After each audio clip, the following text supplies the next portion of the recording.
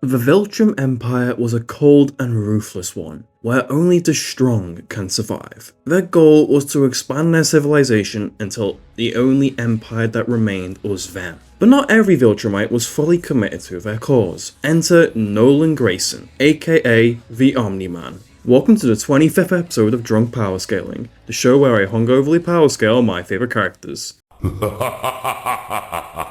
That was pathetic.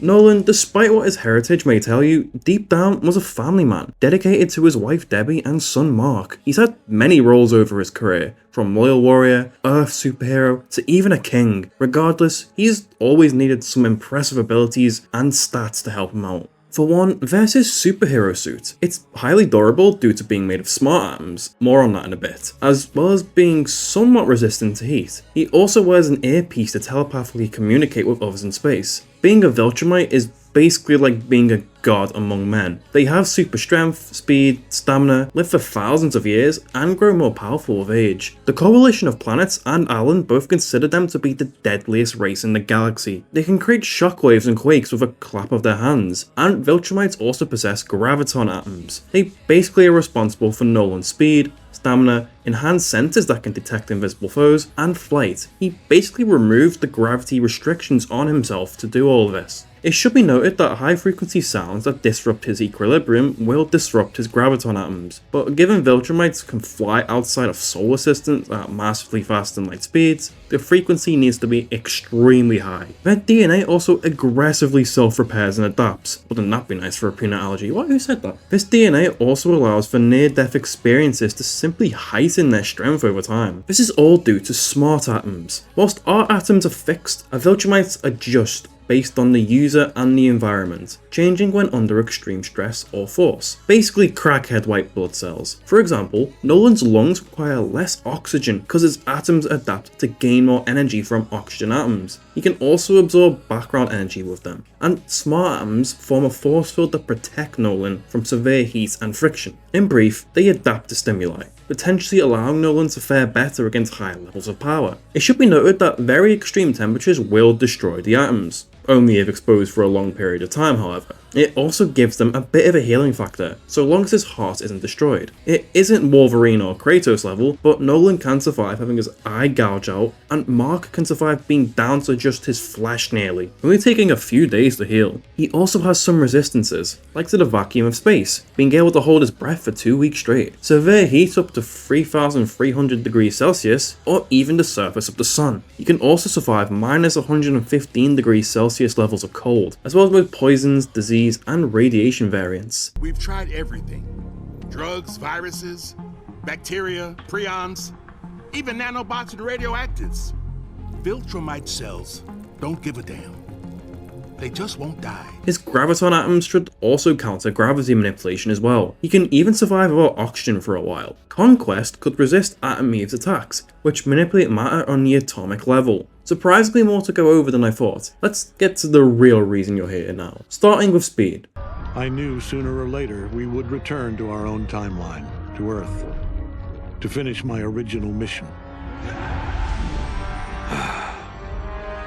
I only hope my son has had time enough to prepare. He can react to Red Rush. He's battled the Immortal plenty of times, who can fly at Mach 3. He flew so fast his neighbour thought she was seeing a ghost. His smart atoms allow him to move at Mach 10 within Earth's atmosphere. He obviously scales to his son Mark, who flown to Mars in 4 days, as well as flown to Antarctica in a short time frame. Nolan's Flaxen Genocide requires high levels of speed, and Mark can throw a baseball across the planet. Additionally, Mark threw himself and Alan into the moon at high speeds. Speaking of Alan, Nolan is comparable to him, since they both use graviton atoms, and he can move at near light speed when approaching planets. Alan also flew from the edge of the solar system to Earth in 12 minutes. To juxtapose this, Nolan once flew from Earth to the edge of the solar system within 2 weeks. Nolan can also react to Red Rush, who stated that the briefest conversations are like hours to him. This extends to him reacting to Kirk's attacks that fire at 60,000 miles per second. Omni-Man's speed in handbooks has been stated to rival ships like the infamous Sun Disk destroying one. He's even flew from the Milky Way to the planet Fraxa in under a week, which is at least 2 galaxies away. And a group of Viltrumites together did this much faster. But according to another Viltrumite, Thetis, a bunch of other Viltrumites who actually were in a hurry flew to Viltrum across the Virgo supercluster in less than 24 hours. That's over 20 billion times faster than light. This one's probably a highball, but Mark once flew from Fraxa to Telestra in a very short time frame, likely a few minutes. Regardless, we can get Nolan to MFTL plus speeds. Now, let's talk power. Aw, she's shy. So, do we have an understanding? Get the fuck out of my country. I'm going to feed you your own heart. Shit. That was a great line. He's crushed Red Rush's skull, splattered numerous Viltrumites, can lift up to 100 tons, split a cruise ship in half, lifted this large piece of debris. He's even punched Mark through a building, destroying the city block, and Mark can throw a baseball effortlessly across the planet. Nolan has punched Alan hard enough to send him into orbit, and said punches are so strong they cause an avalanche and crack the mountain. He's blew up a large space station, and Nolan is a third responsible for this giant crater left on planet Viltrum. As mentioned earlier, Nolan committed genocide on the Flaxans, causing explosions seen from orbit. He even diverted a meteor the size of Texas. This is gonna suck, but now we have to talk about the full scale of the triple Viltrumite, because it didn't just make a crater or hollow out the planet, no, it straight up destroyed it, Nolan being a third responsible for it. Look, there's like 30 different calcs I had to skim through for this. A lot of casual, quote, power scalers assume the planet is Earth size, which at first is a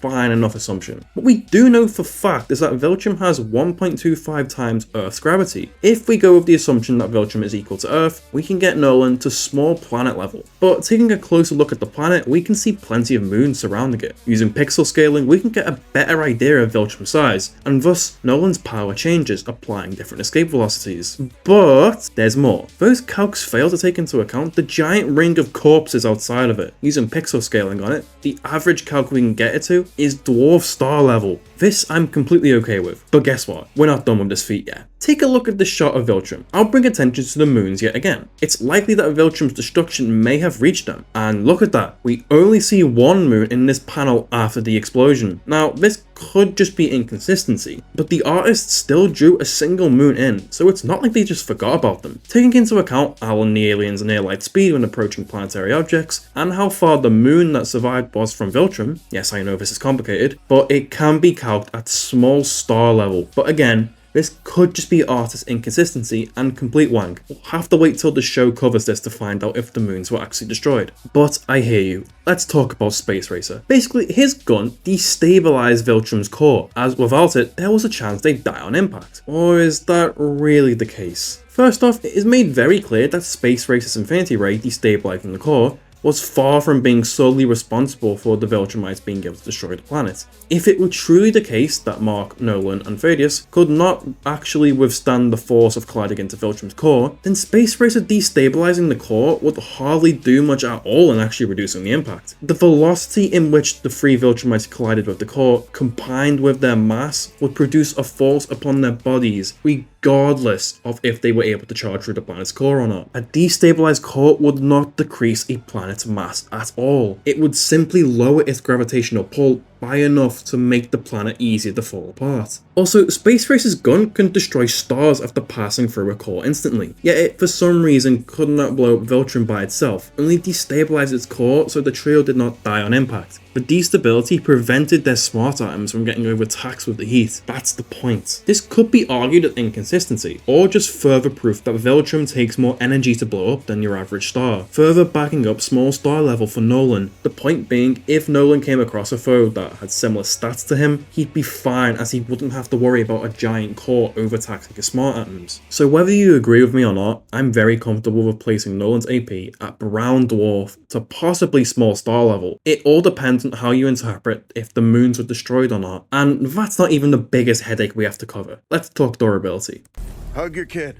Cause you never know what You're fucking with the wrong father. He's unaffected by bullets. Fought a dragon for 10 hours straight, he shrugged off Mark's strongest blows, had his back broken by Lucan, survived a headbutt from Conquest, endured a beatdown by multiple Viltrumites, and Omni-Man's been undamaged by an exploding house, as well as withstood an orbital beam explosion. Mark survived being hit by bombs that vaporized all of Las Vegas. Back to Nolan, he survived the pull of a black hole, and Mark survived crashing himself and Alan into the moon, displacing a lot of rock. He'd scale to Mark and Frag surviving the surface of the sun for presumably a few minutes. But as for the destruction of Viltrum, it's questionable if Nolan's durability scales to the full explosion. Nobody actually survived the full force of the boom, just hollowing out the planet. Personally, I think it's fine as they'd have to endure their own force to shoot through the core anyways, but the boom happened after they shot through the core, likely when they'd already escaped the planet. Next, Alan and Thaddeus state that the coalition of planets deem Viltrumites as the most unstoppable force in the galaxy. Pretty much nothing can kill them. This is where the infamous sun disk feat comes from. For those unaware, Nolan orders the coalition of planet's officers to move a large disk that is blocking the light of a star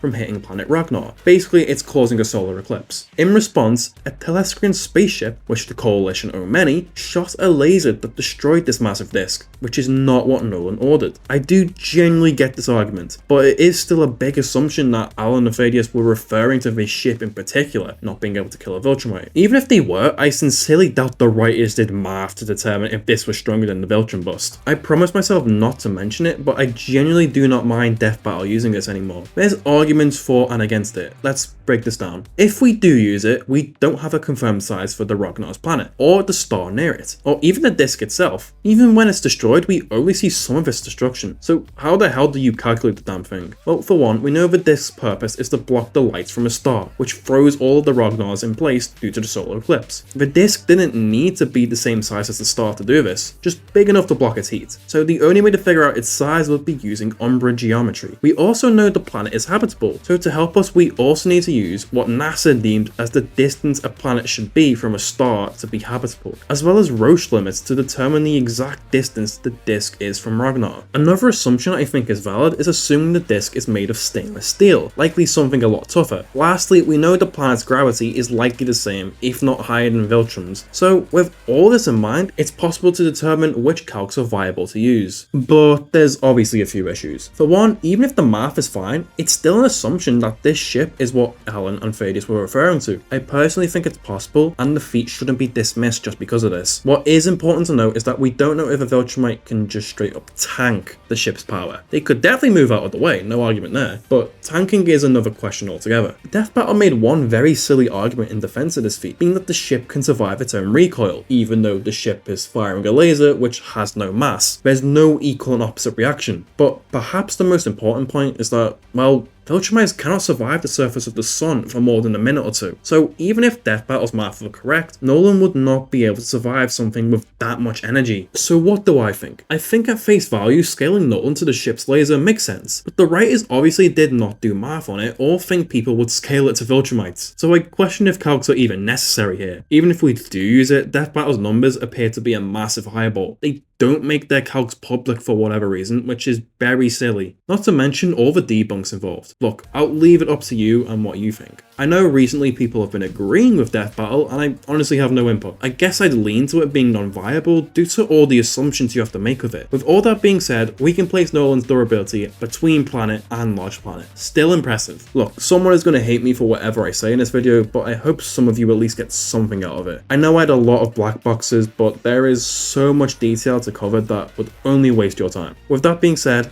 stay safe, and as always, be excellent to each other. What's the matter? Are you going to cry?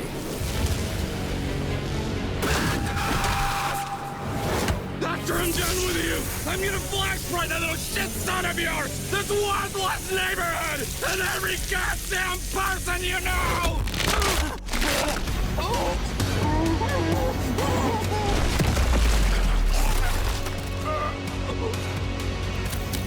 Remember what I promised you. Now swallow.